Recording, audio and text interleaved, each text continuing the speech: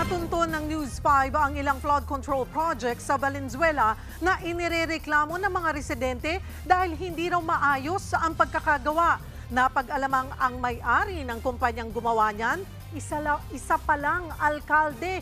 Nasa frontline ng balitang yan, si Gio Robles. May pasabog si Senator Ping Lacson sa kanyang privilege speech kahapon.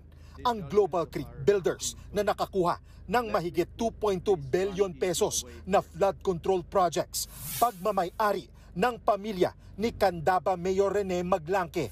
At pagmamay-ari rin daw ng kumpanyang yan ang MBB Global Properties, kung saan opisyal ang mga anak ng government officials kabilang na ni Bonoan.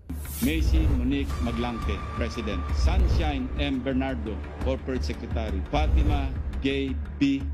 Bonoan de la Cruz, Treasurer. Ulitin ko, Maglanque, Bernardo, Bonoan, MBP. Sa sumbong sa Pangulo website, may 5 proyekto ang Global Creek. Natunton ng News 5 ang isa sa mga proyekto nito sa Barangay Marula sa Valenzuela. 2023 natapos ang flood control wall rehab na ito na pinondohan ng halos 20 million pesos. Pero reklamo ng mga residente, tila substandard ang proyekto. Hindi siya maayos yung pagkakagawa niya kasi katulad nga niyan, tignan mo, kailan lang ginawa, bitak-bitak na naman siya, kaparang pinalitada lang.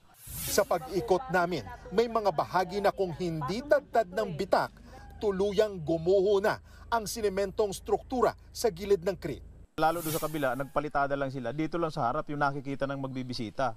Yung likod, walang palitada.